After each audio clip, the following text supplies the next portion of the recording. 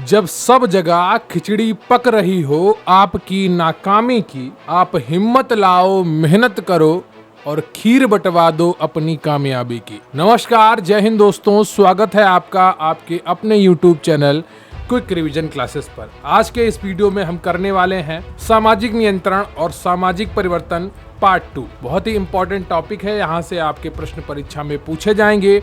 पिछले वीडियो में पार्ट 1 किया था, जिन्होंने ना किया हो रिवीजन पार्ट 1 का तो वहाँ पर जरूर कर ले जा। ये सीरीज चलाई जा रही है, इसमें आपके बुक के MCQ कराए जा रहे हैं। तो उम्मीद करता हूँ आप सभी लोग पूरी ईमानदारी के साथ एक एक प्रश्न को देखते रहें। आपको हो सकता है आता हो, आपको हो सकता है ना आता हो। दोनों परिस्थितियों में आपका रिवीजन करना जरूरी है ताकि आप अच्छे मार्क्स अपनी परीक्षा में हासिल कर सकें। परीक्षा तिथि अभी विलंब हो रहा है, लेकिन उसकी चिंता मत करिए।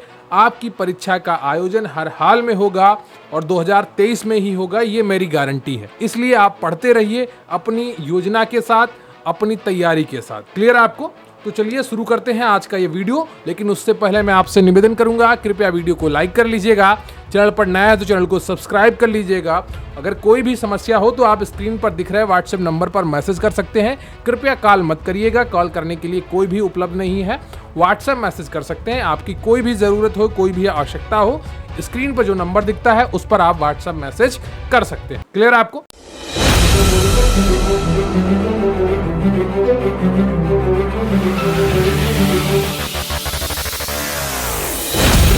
तो आज का आपका 26 प्रश्न है कि निम्नलिखित में से कौन सा मानव व्यवहार सामाजिक नियंत्रण में शामिल नहीं है। तो इसका सही उत्तर है आपका हड़ताल करना। जो हड़ताल करना होता है ये सामाजिक नियंत्रण में शामिल नहीं होता है। ये समाज को अनियंत्रित करता है। स्कूल की प्रार्थना में भाग लेना, धार्मिक अनुष्ठान, नमस्ते करना, ये सब सामाजिक नियंत्रण का हिस्सा है। अगला प्रश्न है आपका कि न केवल मनुष्यों और मनुष्यों के बीच बल्कि मनुष्यों और कुछ उच्च शक्तियों के बीच संबंध है धर्म की यह परिभाषा किसकी है? तो ये परिभाषा है मैकाइवर एवं पेज की। किसकी है? मैकाइवर एवं पेज की ये परिभाषा है कि न केवल मनुष्यों और मनुष्यों के बीच बल्कि मनुष्यों और कुछ उच्च शक्तियों के बीच संबंध क्या है? धर्म है। धर्म कुछ अलौकिक शक्तियों में विश्वास को संदर्भित करता है। मैकाइवर और पेज ने धर्म को इस अर्थ में परिभाषित किया और धर्म सामाजिक नियंत्रण का महत्वपूर्ण साधन है। अगला प्रश्न है आपका कि वह समाजशास्त्री जिन्होंने सामाजिक नियंत्रण को समाज शास्त्र में अध्ययन का विषय बनाया कौन थे? तो इसका सही उत्तर है आपका E.A. रास। E.A. रास ने 1901 में प्रकाशित अपनी पुस्तक सोशल कंट्रोल में सामाजिक नियंत्रण का सर्वप्रथम उल्लेख किया। इसके पश्चात ही सोशल कंट्रोल समाज शास्त्र में अध्ययन का विषय बना। क्लियर आपको? अगला प्रश्न है आपका 29 की सामाजिक नियंत्रण के संदर्भ में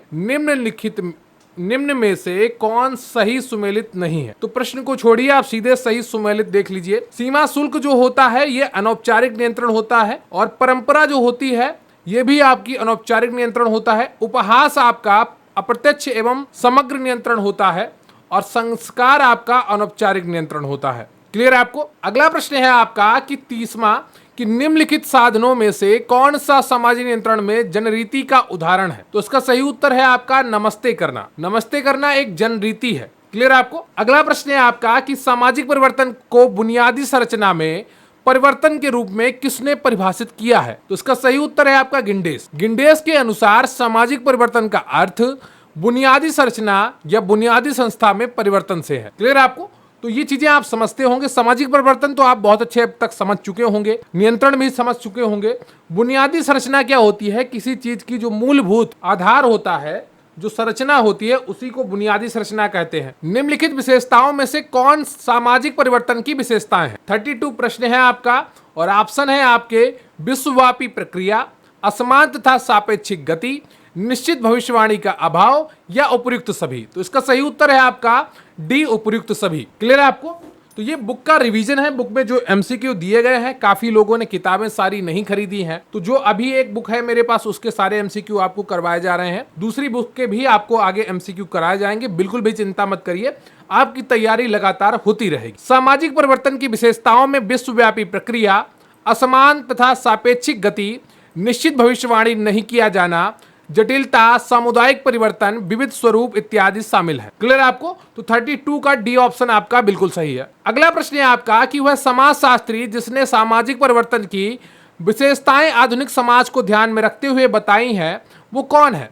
तो उसका सही उत्तर है आपका ए ऑप्शन बिल्बर्ट ई मोर है। क्लियर आपको? बिल्बर्ट ई मोर ने आधुनिक समाज को ध्यान में रखते हुए सामाजिक परिवर्तन की विशेषताओं की चर्चा अपने ढंग से की है। अगला प्रश्न है आपका कि निम्न में से सामाजिक परिवर्तन के मुख्य स्रोत हैं। तो सही उत्तर है आपका डी उपर्युक्त सभी। प्रसार, खोज, आंतरिक विभेदीकरण, ये सब क्या है? आविष्कार, सामाजिक परिवर्तन के स्रोत। अगला प्रश्न है आपका कि किसने कहा है कि विश्व में अधिकांश क्रांतियां मौलिक सामाजिक पुनर्निर्माण के लिए हुई है? तो इसका सही उत्तर है आपका अब्राम्स ने कहा है। किसने? अब्राम्स ने बताया कि अधिकांश क्रांतियां मौलिक सामाजिक पुनर्निर्माण के लिए हुई हैं। जब समाज में मूल चीजें इंसान के हाथ में नहीं पहुंचती हैं तो फिर क्रांति होती है, फिर परिवर्तन आता है। अगला प्रश्न है आपका कि सामाजिक परिवर्तन धीरे धीरे सरल से जटिल की ओर और कुछ निश्चित स्तरों से गुजरता है। उपयुक्त मत किसका है? तो इसका सही उत्तर है आपका सी ऑप्शन हर्बर्ट स्पेंसर का है। किसका है? हर्बर्ट स्पेंसर का। प्रसिद्ध समाजशास्त्री हर्बर्ट स्पेंसर का विचार है कि कुछ सामाजिक परिवर्तन धीरे धीरे सरल से जटिल की ओर और कुछ निश्चित स्तरों से गुजरता हुआ होता है। अगला प्रश्न है आपका कि सामाजिक परिवर्तन के उद्विकासी सिद्धांत का प्रमुख प्रवर्तक किसे माना जाता है? तो सही उत्तर है आपका डी हर्बर्ट स्पेंसर। सामाजिक परिवर्तन के उद्विकासी सिद्धांत का प्रमुख प्रवर्तक हर्बर्ट स्पेंसर को माना जाता है। अगला प्रश्न है आपका कि सांस्कृतिक विलंबना के सिद्धांत का प्रतिपादक कौन है? तो इसका सही उत्तर है आपका ए ऑप्शन आगवर्ण। सांस्कृतिक विलंबना का सिद्धांत आगवर्ण ने दिया। इनका संबंध संरचनात्मक प्रक्रियात्मक सिद्धांत से है। अगला प्रश्न है आपका कि डेहरडोर्फ का संबंध सामाजिक परिवर्तन के किस सिद्धांत से है? तो उसका सही उत्तर है आपका बी ऑप्शन वर्ग संघर्ष का सिद्धांत। कौन सा? वर्ग संघर्ष का सिद्धांत। अगला प्रश्न है आपका कि चक्रीय सिद्धांत के प्रमुख समाजशास्त्री कौन है? तो इसका सही उत्तर है आपका ए ऑप्शन परेटो। सामाजिक परिवर्तन के चक्रीय सिद्धांत की मूल मान्यता है कि सामाजिक परिवर्तन की गति और दिशा एक चक्र की भांति होती है। इस सिद्धांत के प्रवर्तक विल्फ्रेड परेटो है। क्लियर है आपको? अगला प्रश्न है आपका कि किस समाजशास्त्री ने आगाह किया था कि उद्विकास और प्रगति को एक ही अर्थ में नहीं समझना चाहिए? तो इसका सही उत्तर है आपका बी ऑप्शन मैकाइवर एवं पेज। मैकाइवर एवं पेज ने समाजशास्त्रियों को आगाह करते हुए कहा कि उद्विकास और प्रगति को समानार्थी ना समझा जाए, दोनों बिल्कुल अलग अलग अवधारणाएं हैं। क्लियर है आपको? अगला प्रश्न है आपका कि गिंडेस का संबंध सामाजिक परिवर्तन के किस सिद्धांत से है? तो उसका सही उत्तर है आपका ए सामाजिक आंदोलन। सामाजिक आंदोलन कहें या सामाजिक क्रांति कहें, सामाजिक आंदोलन सामाजिक परिवर्तन का एक प्रमुख कारक है। गिंडेस सामाजिक आंदोलन सिद्धांत के समर्थक थे। क्लियर है आपको? अगला प्रश्न है आपका कि सोरोकिन के सामाजिक परिवर्तन के सिद्धांत का प्रथम आधार क्या है? दर्शन, धर्म, सांस्कृतिक चेतना या उतार चढ़ाव की धारणा? तो इसका सही उत्तर है आपका डी ऑप्शन उतार चढ़ाव की धारणा। सोरोकिन के अनुसार सामाजिक परिवर्तन सांस्कृतिक व्यवस्थाओं के उतार चढ़ाव में व्यक्त होता है। उतार चढ़ाव की धारणा सोरोकिन के सिद्धांत का प्रथम आधार है। क्लियर आपको? अगला प्रश्न है आपका कि सोरोकिन ने सामाजिक परिवर्तन को सांस्कृतिक व्यवस्थाओं के उतार चढ़ाव में व्यक्त किया है। उनके सिद्धांत में कुल कितने आधार या चरण है? तो इसका सही उत्तर है आपका सी ऑप्शन 5। कितने हैं? 5 है। अगला प्रश्न है आपका कि सामाजिक परिवर्तन के रेखीय सिद्धांत के अनुसार सामाजिक परिवर्तन की दिशा क्या होती है? तो उसका सही उत्तर है आपका बी ऑप्शन अपूर्णता से पूर्णता की ओर। रेखीय सिद्धांत क्या कहता है कि समाज में कुछ चीजें अपूर्ण होती हैं, लेकिन जब सामाजिक परिवर्तन होता है, जब सामाजिक प्रगति होती है तो वो पूर्णता की ओर होता है। क्या? पूर्णता की ओर होता है। तो रेखीय सिद्धांत के अनुसार सामाजिक परिवर्तन की दिशा साधारणतः अपूर्णता से पूर्णता की ओर बढ़ने की होती है कि हम कुछ पूरा करेंगे। सड़कें कमजोर हैं, उसको बढ़ाएंगे। बिजली कम आती है, उसको बढ़ाएंगे।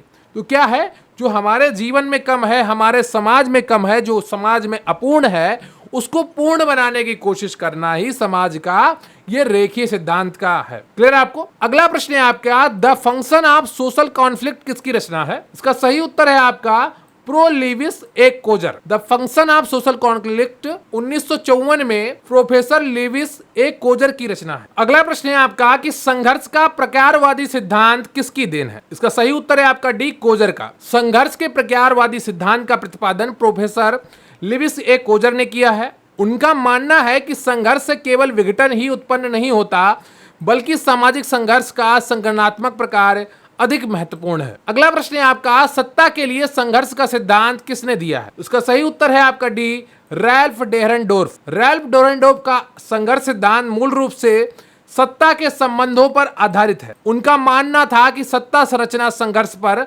आधारित होती है। अगला प्रश्न है आपका, the theory of the leisure class किसकी पुस्तक है? तो ए ऑप्शन जो है आपका वेबलेन, इनका पूरा नाम था थोरस्टीन वेबलेन। ये इनकी किताब है, कौन सी? The theory of the leisure class. ये थोरस्टीन वेबलेन की किताब है।